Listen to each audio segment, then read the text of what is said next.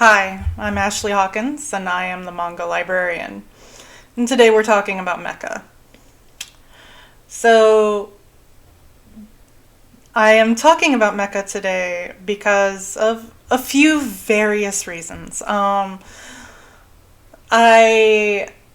really thought I was going to talk about shoujo next, but there's been a lot of chatter around Mecha, and also I'm I'm super into Mecha, and I really wanted to talk about it. So that's kind of been what I decided I was going to focus on next. Um, so you know that's where I decided to go. I will say this is like my third time recording this video though, because um, Mecha's a lot. There's a lot to it. It's a big genre, and it's very vast, and there's a lot of elements to it. And I have kind of realized that I really need to hone in and explain a few key points. And first off, what is mecha to somebody who doesn't know what mecha is? Where does it come from? Like, what's the historical context? And why are people so into it? And how can you incorporate the deep love that mecha fans have for this particular genre into your library programming? And I am talking not just about buying books when I talk about this, because there's actually a heavy DIY component to the mecha fan base, particularly the Gundam fan base. And I am talking about something called Gunpla, which I'm going to go into. So I really wanted to do this properly, because I think the reason why I decided to do this is because I feel like it's something that not a lot of librarians know about, but it's also something that can be really useful to librarians. So, buckle in to your robato and let's talk about mecha. Okay, so mecha. What is mecha? I keep saying this word, and you might be thinking, why do I keep talking about the Holy Land? I'm not talking about the Holy Land. I am talking about mecha as in Mecha, and it is short for mechanical or mechanical.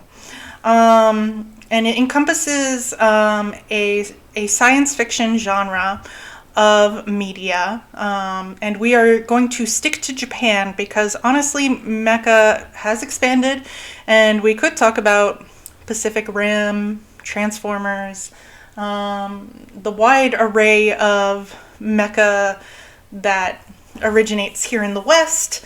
And quite honestly, there are origins of the genre in the West.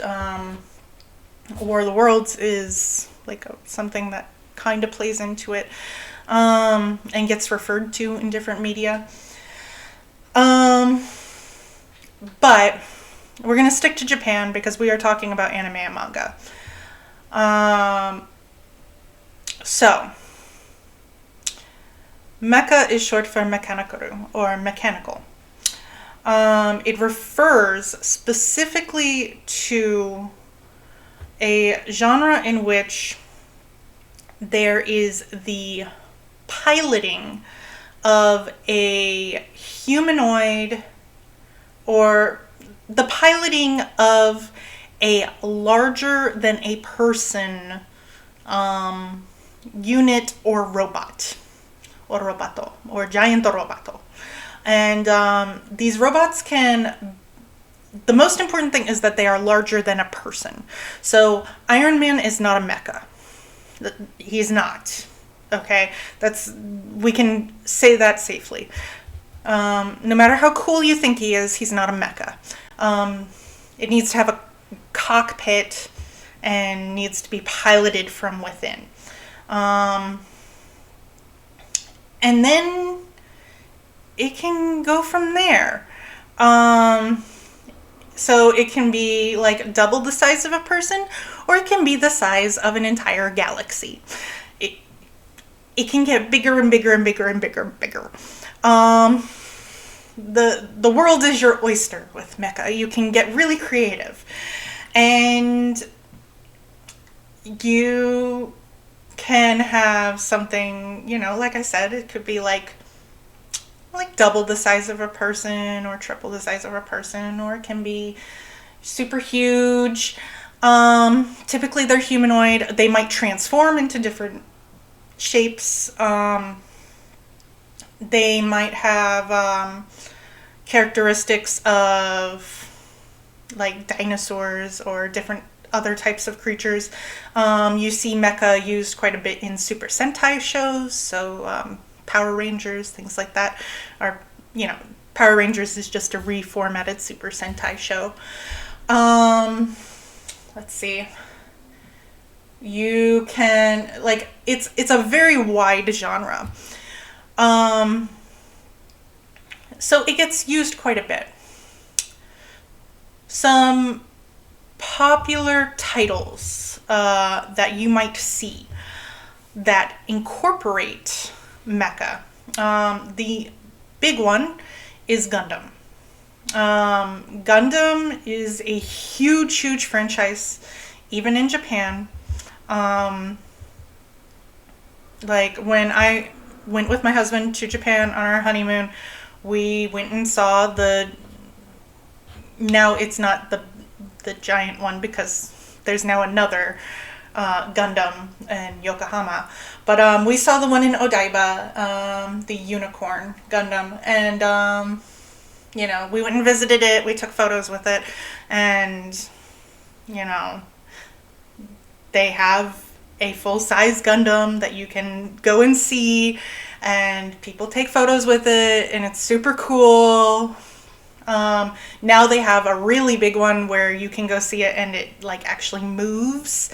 And as soon as this pandemic is under control and travel can happen again, we are getting ourselves to Yokohama because we got to go see that thing.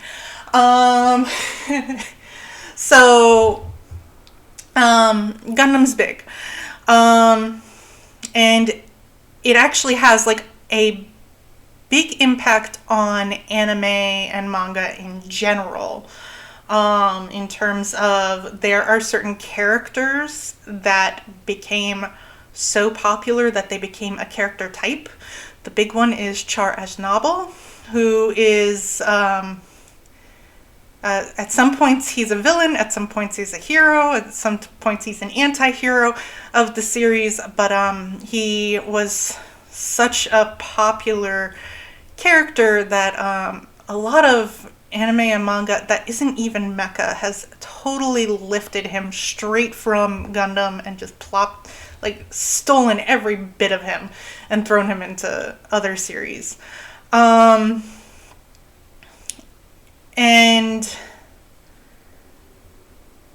so Gundam's the biggie, but there's others. There's also Macross. There's which became Robotech here in the States. Here's the thing, if you're not into anime and manga, but you have children, you probably are somewhat familiar with mecha anime, because it commonly gets repackaged and retooled and sent over here to become a show, because these shows are actually created for toys, to sell toys. So that's why Macross became Robotech, and Gundam was brought over here and also retooled and re-edited. multiple shows have gone through this treatment, not just Gundam and Macross. Let's see.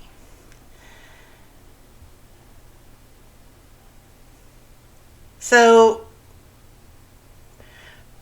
there's a few different types of mecha. Most of the time it's as a fighting machine.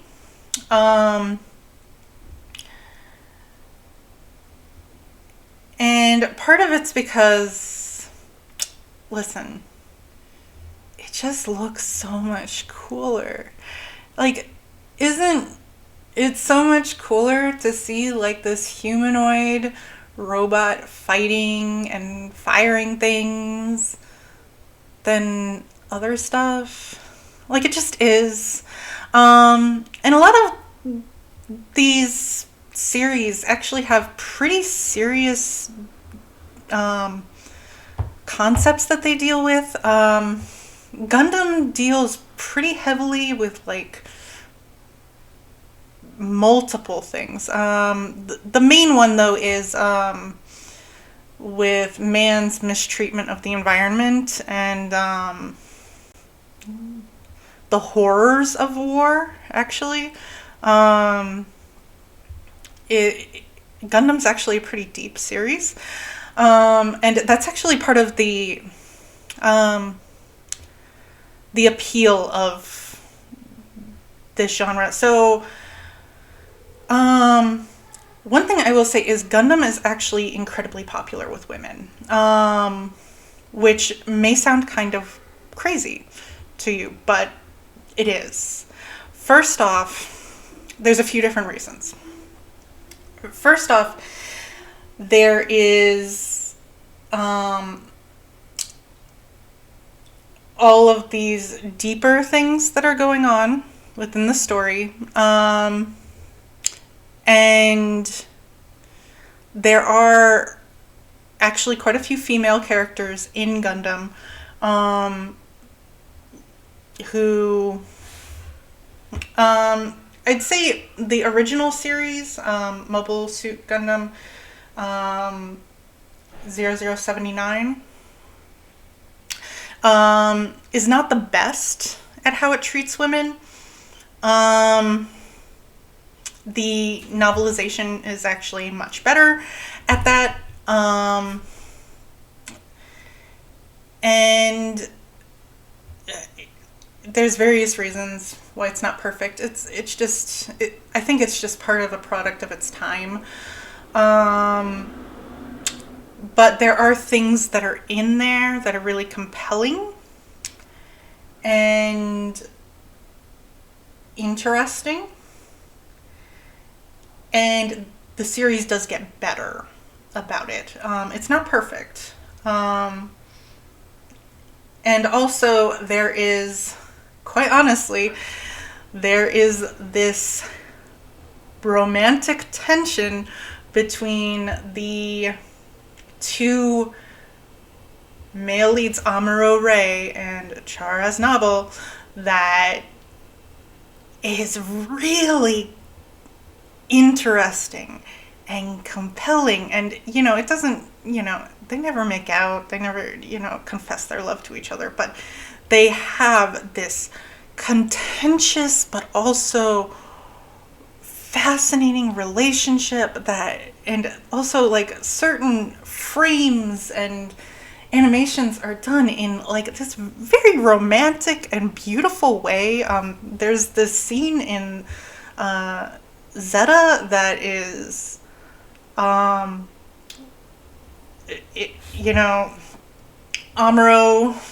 who's kind of one of the heroes of Gundam. There's multiple. There's so many characters in Gundam. It's crazy. But he flies out of the cockpit of this freighter that he has just flown into a mobile suit in order to stop its attack on this ship that holds his comrades, and he flies out of it and he lands in the hands of the Gundam, which is being piloted by another character, and Char is in his mobile suit, and he opens the cockpit, and the wind's blowing in each other's hair, and the sun is setting, and it's the first time they've seen each other since the first series, when they had this fight that was almost to the death, and they recognize each other for who they are, and they're both saying each other's names, like Cha, Amuro, and it's like, and you're just like losing your mind, like, oh my god, they like, because Char is trying and very much failing to hide his identity in Zeta. There's so many things going on, and so it's like there's all these like really compelling story elements. So it's not just cool robots blowing each other up, although the cool robots blowing each other up is actually really fun. There's like wild things that happen in Gundam. Like you'll see things like robots surfing in the middle of a battle, and it's like, what is going on? You lose your mind. It's like, come on. Nothing on Netflix does that. Please. Anyway, so the point being, these stories can actually be really, really compelling. And the thing is, the better the toys sell, the better the series are, and the better the series are, the better the toys sell. So the whole reason why Zeta is so good is because the toys were selling so well. The Gundam toys were selling so well. And like Gunpla directly relates to, like, Gunpla sales create the ability to make really beautiful anime. So right now we're getting a new movie called Hathaway. I feel like I'm messing up the title, but I just watched the trailer this morning, and it looks so good. Oh my god. There's just one shot that like I'm totally losing my mind over. But anyway, it's like there's this symbiotic relationship is what I'm trying to say, but I'm losing my otaku mind and derailing. So,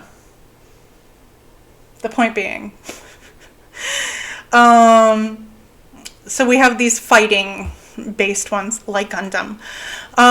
We also have other stuff which also might sound kind of familiar, where the robots or mobile suits or whatever it is they're called within their series have different type of functions that actually may not be battle related.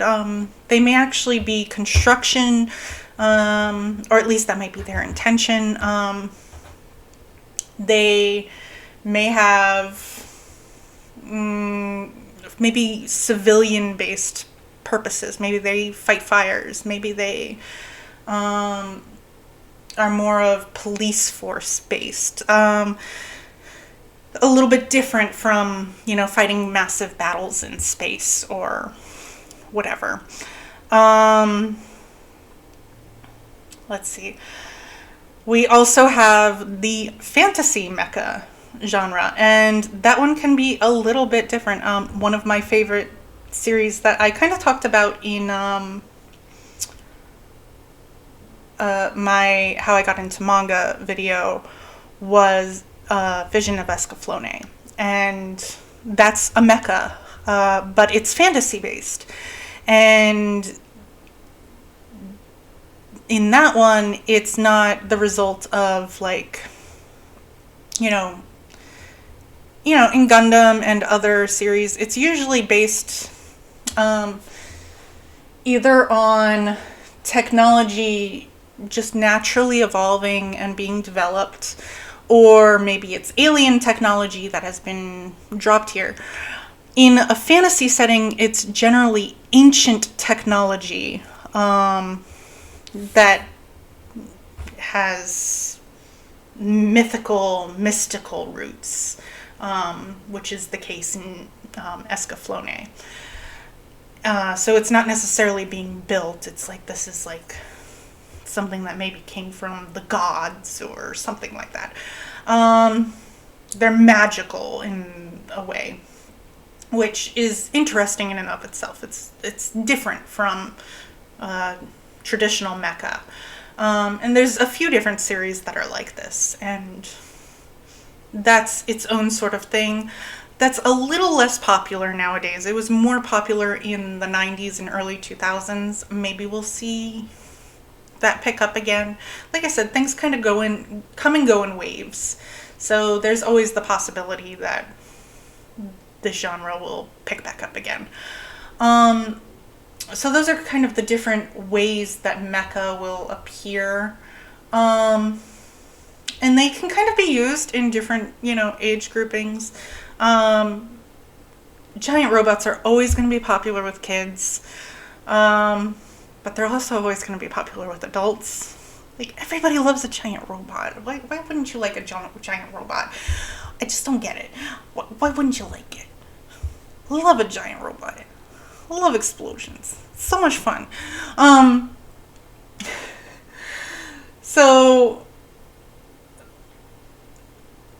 where does this all come from, though? Like, why did this come around? So, there's a few different origins. The first humanoid giant robot piloted in a piece of Japanese media is in Ogambat, which is in 1931, which was later adapted into an anime in 1967. And it featured Dai Ninja Tanku, but it was an enemy. And in 1934, there was a Tankaro.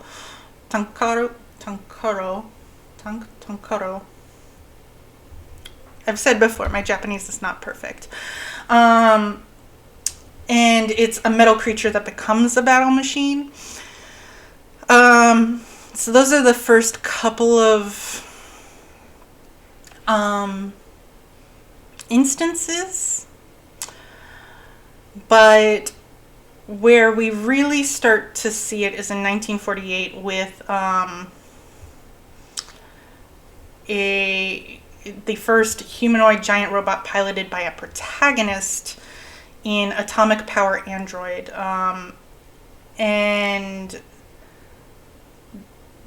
that was kind of where things started to shift a bit.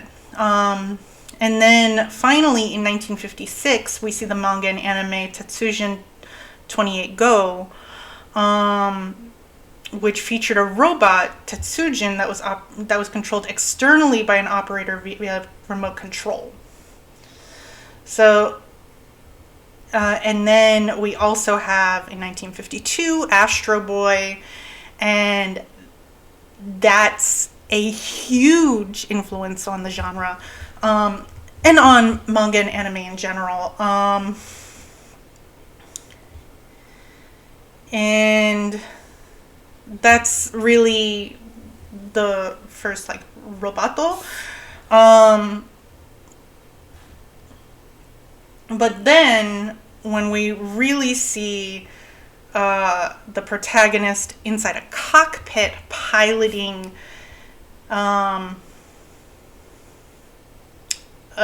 mecha is Mazinger Z, which is a show in 1972 written by Go Nagai, and this is where we see the giant robots as pilotable war machines, and that's really the biggie. So Mazinger is like a huge part of mecha history.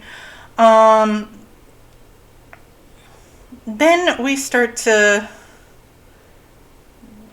then things move very fast. It just is super popular. We we see Macross, we see Gundam. Um, then there was the Diaclone toy line was just a toy line here in not here. It was a toy line in Japan and then became Transformers. Um, that's something that my husband could talk much more in full than I possibly could. I don't know very much about Transformers, I will say. Um,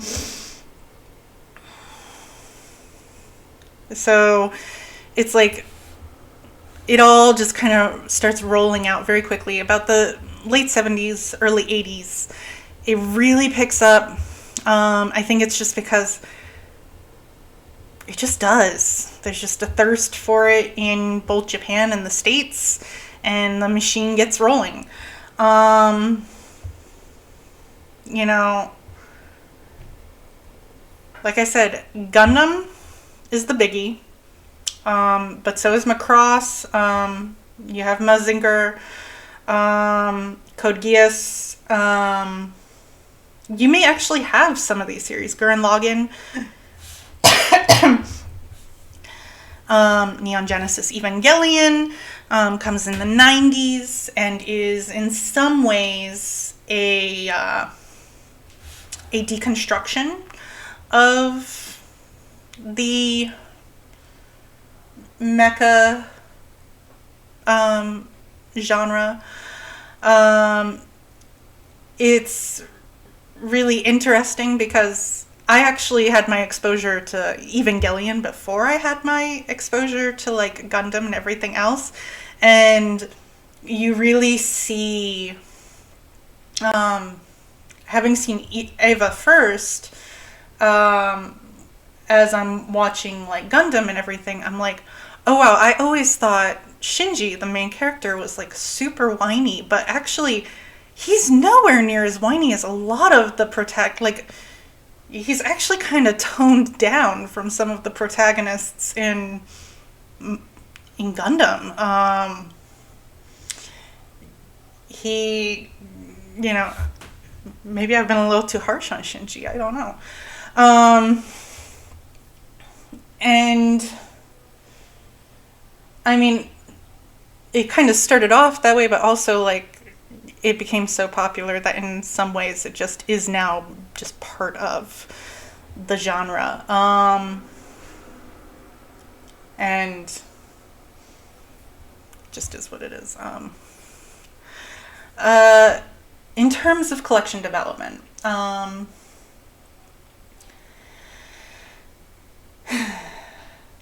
listen, there's a lot of this stuff out there.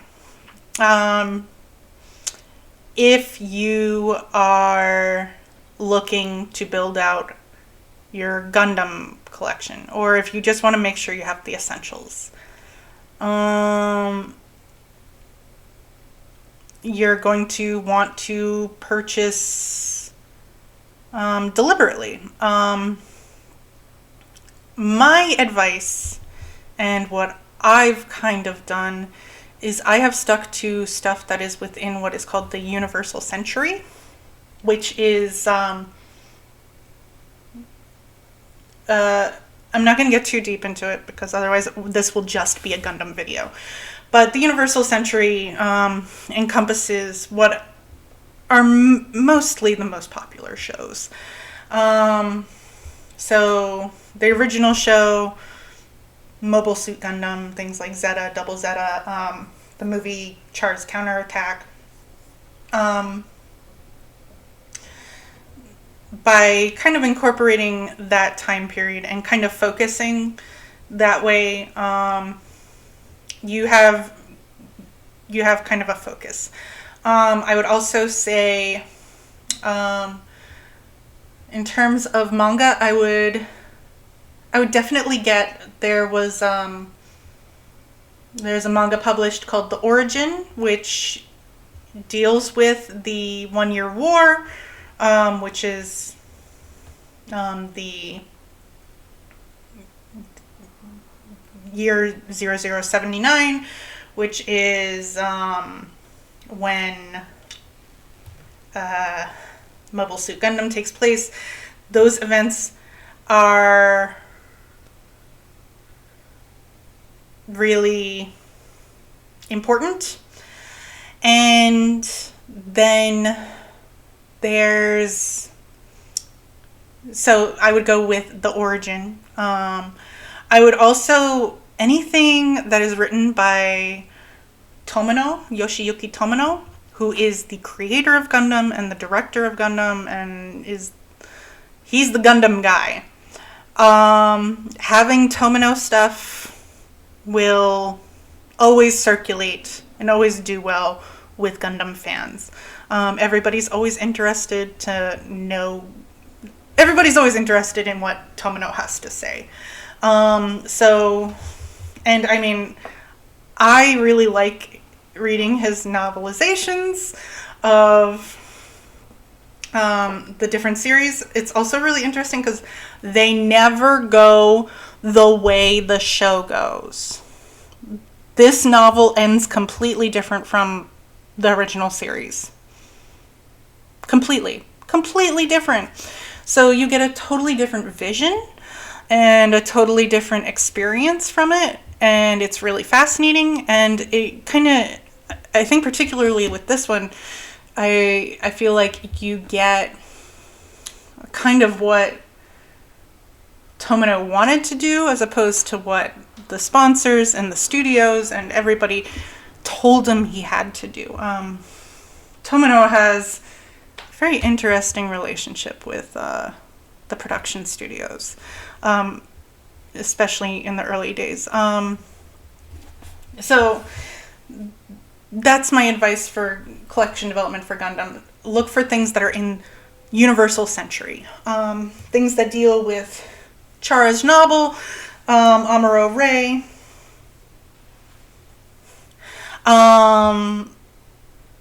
and those type of people. And then anything beyond that, it might need to be based on what your patrons are asking for. I mean, you may want things that are related to Gundam Wing. It's gonna you're gonna have to start to know what your Gundam fans are into. Let's see. Beyond that, let's see. Neon Genesis Evangelion also has a lot of different spin-off media and adaptations and things.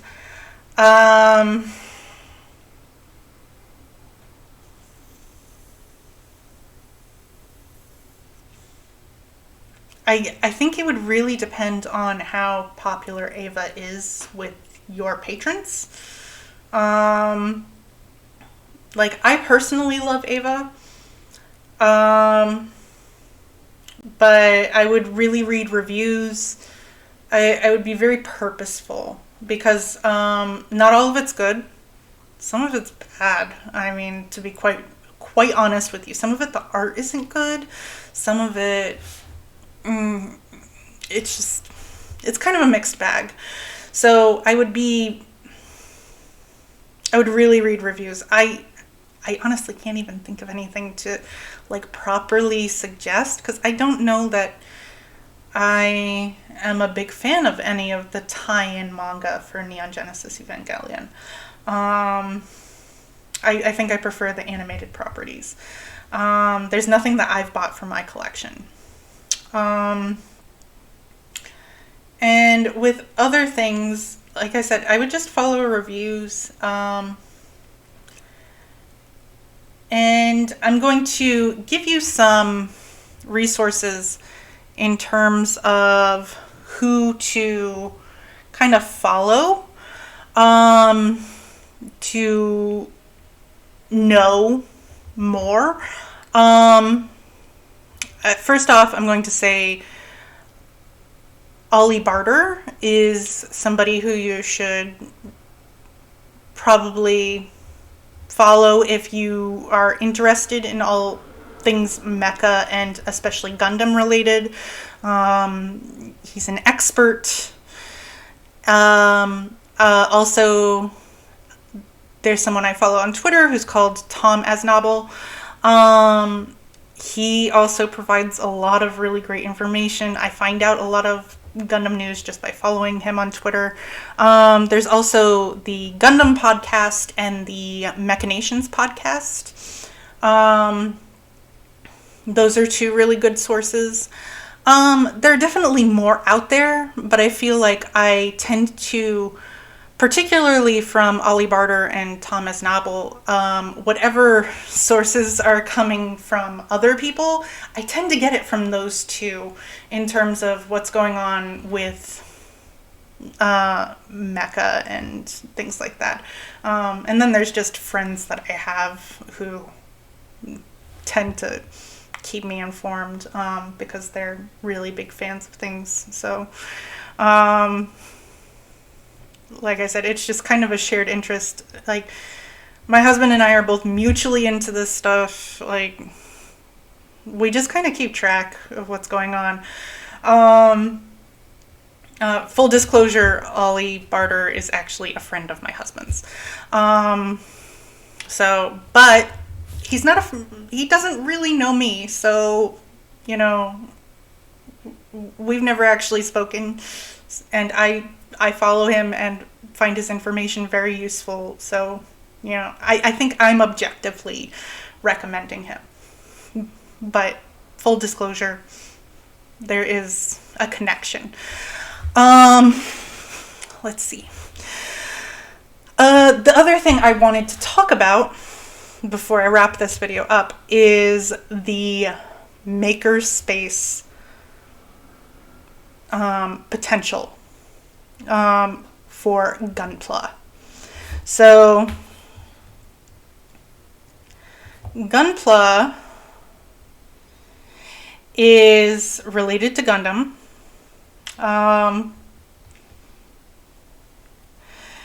And it is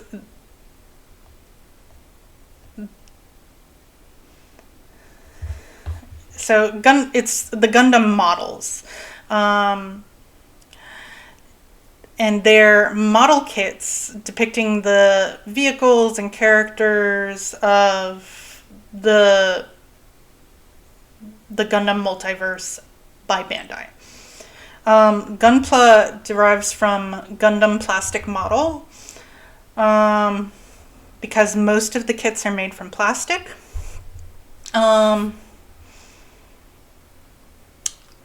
And it's like its own universe.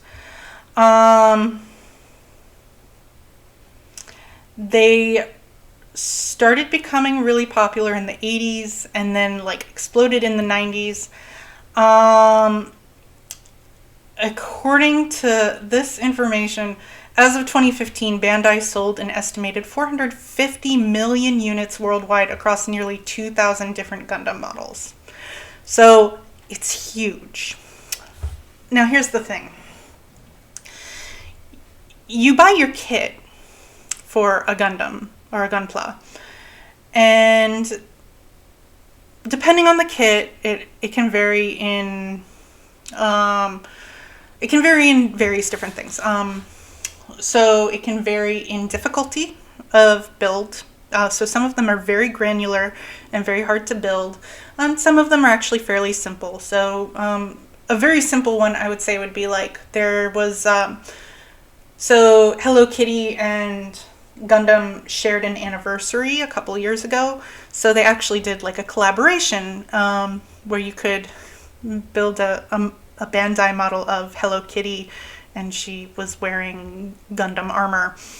And that's actually fairly easy. It didn't require any special tools. It was just kind of click together, put it together. I keep contemplating whether or not I should just get it, but I'm honestly trying to resist the Gunpla siren call because it can get expensive. And then some of them can be very, like I said, very intricate, and they can be very expensive. And they can be very big.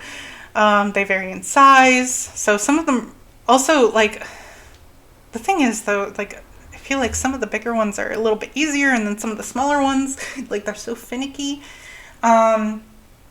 So they vary in size. Japanese figures, when we talk about them, they're generally on a scale. So we'll say things like, oh, they're 1/4 scale, 1/8 scale. And that tells you, like, in relation to the actual size of the character or the model, like, how big is it. So a 1/8 is actually pretty big, and fractions. So they can really vary. They can have a lot of different parts. And the thing is, like, you buy a kit, but that might not be everything you need. A lot of these kits come and they're plastic, and they're gray plastic. Like, they're not colored at all. They need to be painted. They need to have detailing added. So you need airbrush kits, you need paints, you need tools, you need all sorts of things. And it's a pretty big entry point. So I think if I were a public librarian running a makerspace who had a fairly big anime manga following, I think I would start a Gunpla club. And I would get in with the Gunpla model building community in my community, and I'd get a couple airbrush kits, I'd get the Gunpla tools, and I'd have a night each month, or maybe a couple nights each month, where people could come in, and no matter your skill level, bring your Gunpla model and work on it. And honestly, I think it would go over really well. I've been at conventions where people do this and are working on their Gunpla, like, in rows, and there actually can be a lot of collaboration, and people really help each other. And I think for people who don't necessarily have the access to certain things, by being able to then get in with other people who do Gunpla, they really could finally get an in. Because what can happen is what'll happen is you could have this, let's say there's this hypothetical teenager who really wants to get into it but doesn't have the economic access to, buy his own airbrush kit and his own paints and things. But he does manage to, like, buy a kit to make something, and he brings it to your library, and there's other people who have been building for a few years. They're gonna see this kit, and honestly, they're gonna bring him into the fold. They're gonna teach him how to do these things, and they're going to say things like, oh, I don't use these tools anymore. You can have these tools. Oh, I don't need these paints anymore. You can just, or you'll have paints on hand, and he'll be able to experiment and learn and grow. And, I think it would be really cool. I don't know. That's my vision, my dream. I'd like to start a Gunpla club, but, it's a little bit harder on a school campus. Particularly at my school, where I mean, there's just a lot of economic barriers at hand, and I think eventually I'll be able to get it started, but I also have to get the kids interested in it first. Maybe I'll get there at some point. I think I also have to eventually take the plunge and just start doing it myself if I want to get that started. So there's that too. But I have talked for a really long time, And I think I finally touched on all the bases I wanted to touch on in this video. So I am going to wrap this up here. If you have any questions, please let me know. Looking for any resources, please ask me. Any recommendations or whatever. Zeta's my favorite so far. Just stick to Universal Century. Anyway, that's all I have for you today. I will see you in the next video.